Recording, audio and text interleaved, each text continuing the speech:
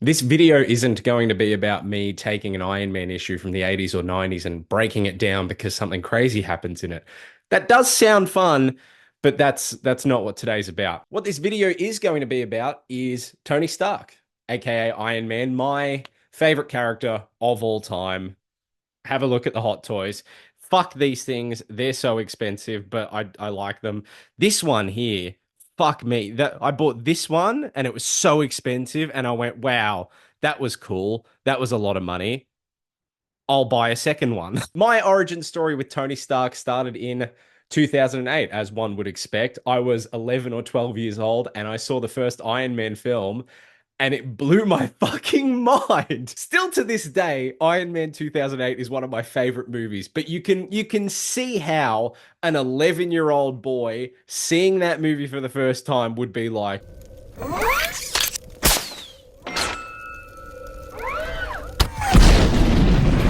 holy fuck. I couldn't get enough of the movie. I was showing it to friends, I was renting it from video stores, which, bless up, Video Easy, if that's what it was even, I don't fucking remember. I even did a review for the school newsletter when I was in like grade five, and it was like my thoughts on the movie, as I would love to read it. I bet it's fucking garbage. So after seeing Iron Man in 2008, I just kind of kept doing what kids do. I played video games, I watched other action movies. Iron Man 2 came out, it was really cool. And then the Avengers happened. And when the Avengers came out, there was all the hype around it, was crazy. Iron Man was in it, and I felt some sense of ownership towards the character. I was like, hey, that's my guy. They've put my guy in this Avengers movie. Because of that, and because of that vibe and that sense of ownership, I felt as though I had to become some sort of owner, some sort of arbiter of the character, someone that had some sort of authority over them, even though realistically I have no authority. I didn't fucking make Iron Man. I have nothing to do with Iron Man except for the fact that I just love the character. So now as a teenager, I made the logical next step. I legally acquired a copy of Iron Man Extremis. And I thought it was awesome. And then I realized, oh, there's a follow up to it. And so I read a little bit more, and then a little bit more, and then a little bit of Director of S.H.I.E.L.D., and then a little bit of Matt Fraction's Iron Man, which is just the fucking best. And then as I got older, I dug back into 80s Iron Man and 90s Iron Man. The point being, the original movie sparked that drive to go and read comics in me. Iron Man 2008 was the thing that made me fall in love with Iron Man as a character. Avengers 2012 was the thing that made me feel some sort of ownership over the character. And then the comics were the thing that solidified the character as my favorite of all time. Let's take a little side tangent from my origin story and my love from Iron Man to talk about misconceptions. Misconception number one. They made Tony Stark in the comics more like RDJ because the movie was so popular. Okay, I'll level with you. Yes, a little bit. But Robert Downey Jr. is playing that motherfucker. I understand that he is largely playing himself, but they kind of are just that fucking guy. MCU Tony Stark is a caricature version of comic book Tony Stark. Some of the nuance isn't there. The alcoholism isn't there. Point being, this whole idea that like comics changed Tony Stark so much to be like Robert Downey Jr., it's horseshit. And if you don't believe me, I implore you to go and read an Iron Man comic, whether it's from 2010, whether it's from 1998, whether it's from Denny O'Neil's run, David Michelini's run. I don't fucking care which one you pick. Just read a random issue from any point of time in Iron Man's history, and you will fucking see MCU Tony Stark in it. Misconception number two. Iron Man wasn't popular before MCU Tony Stark came along. What the fuck are you talking about? I don't know if you guys know a little character called Doctor Strange, right? Doctor Stephen Strange, mystical magic man. I got some Doctor Strange hot toys too. Look, he's my like fourth favorite character.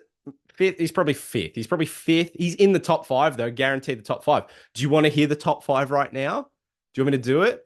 Doctor Strange, Grand Admiral Thrawn, Anakin Skywalker, Daredevil, Matt Murdock, the GOAT, and then Tony Stark. Those are the top five, and they will never fucking change so long as I live. Anyway, point being, with Doctor Strange, he had a solo run called Doctor Strange Sorcerer Supreme that ran from like the late 80s to the late 90s.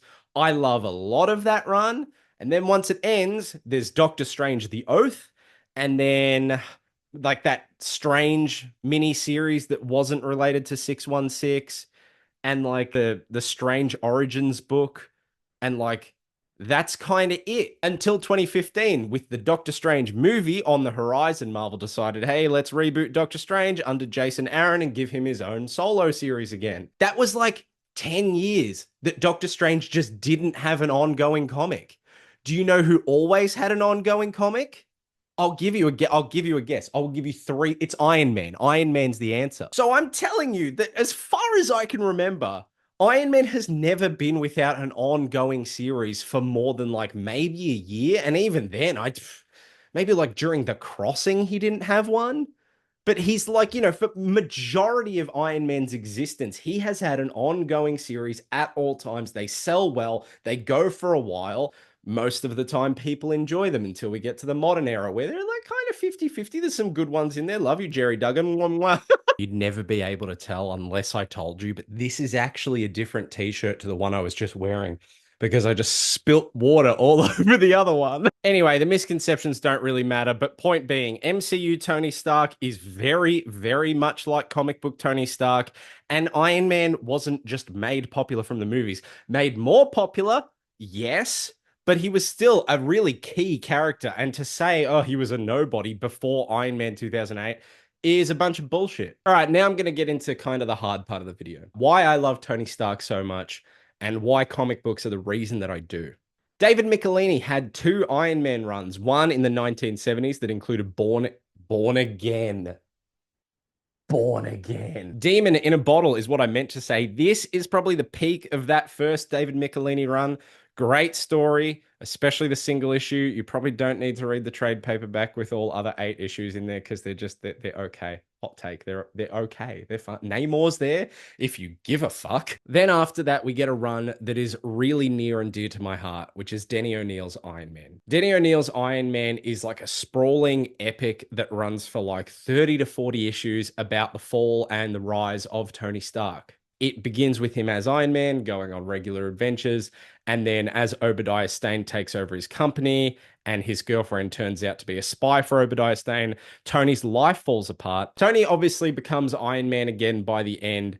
Him and Rhodey kind of have a bit of a spat over who deserves to be Iron Man because Rhodey's like, you were fucking like drinking in a ditch and you suck and you lost your company and you're a bitch, dude.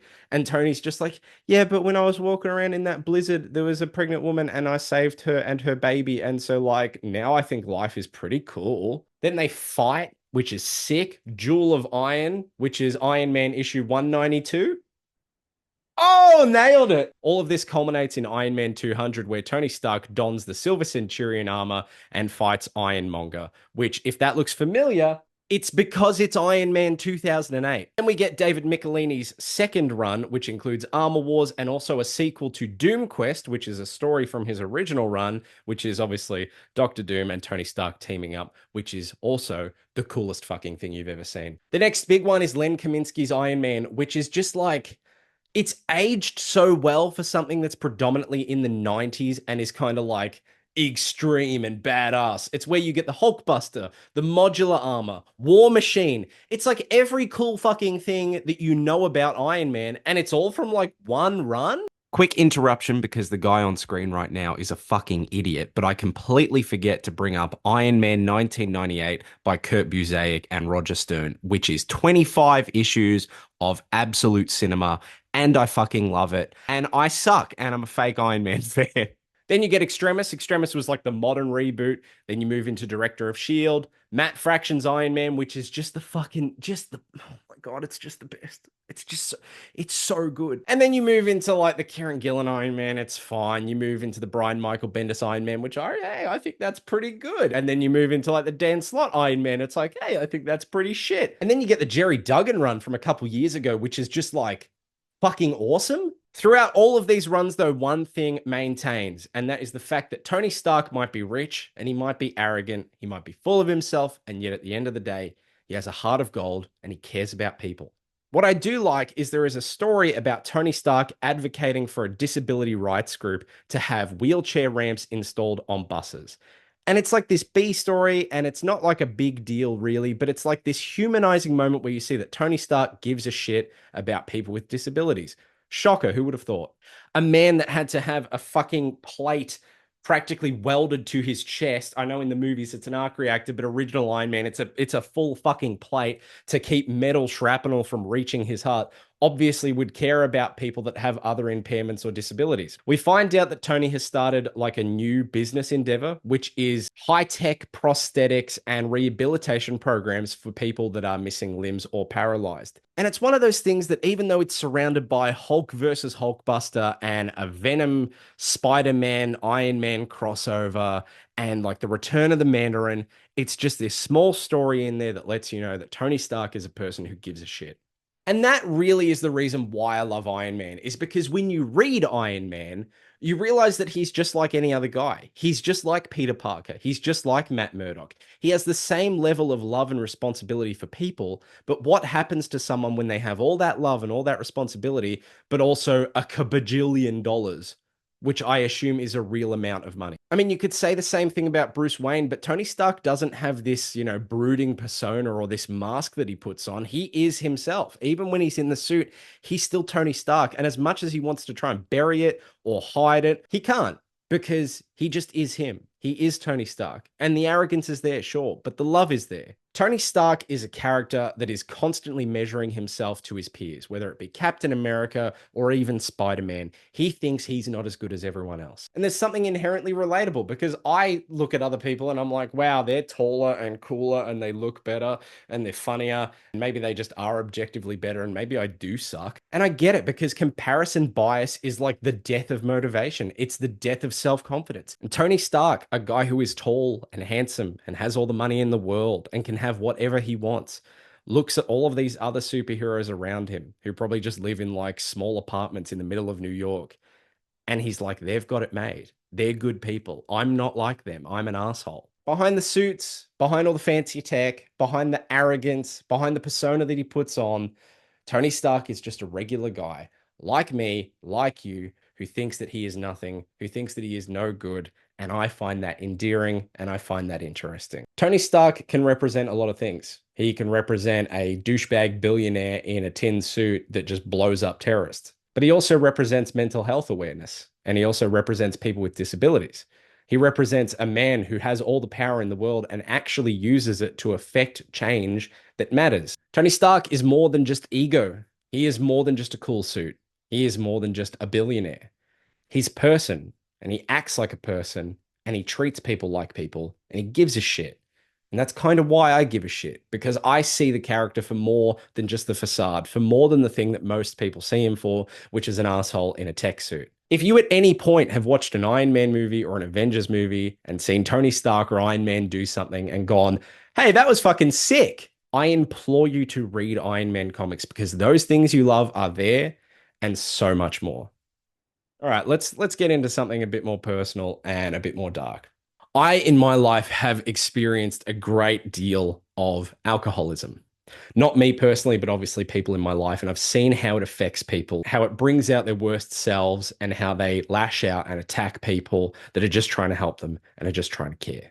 This is something that comic book Iron Man has over MCU Iron Man. MCU Iron Man doesn't have this alcoholism angle. He still has the arc of like pushing people away and then realizing that's wrong and then bringing people back into his life, but it's not quite the same. Tony Stark, for a lot of his life, struggled with alcoholism. It is a thing that has begun since the dawn of time. And by the dawn of time, I mean the 1970s, all the way up until now, where if you read an Iron Man issue from like the last 5 years, Tony Stark is still reaching out to try and grab a bottle of something and then refraining and pulling back because he's constantly fighting this demon inside of him. That inner conflict, that eternal struggle, I think is really poignant. Because for me, people aren't just stagnant beings. You don't move from one point to another. You don't develop like a skill tree in a video game. You are always working on yourself. You are always having to fight every single day to be a better version of yourself. It's very easy to become a worse version. It's very easy to eat unhealthily. It's very easy to become selfish and aggressive. And it does take energy to be better and to try and improve yourself. Tony Stark shows me that even though the demon in the bottle is always going to be there, you can always rise above it and you can always fight against it. And sometimes you will fall and sometimes you will fuck up and sometimes life is going to suck and sometimes you will fail, but you can always get back up and you can try and you can do right by yourself and right by the people around you. Depending on who you are, your hero might be a family member, someone you look up to, maybe even like a sports icon or a celebrity. But for me, my idol and my hero is a fictional character on a page who taught me that no matter how much I fuck up, I can always be better. And so to him and to you and to myself, it's exactly what I'm going to keep doing.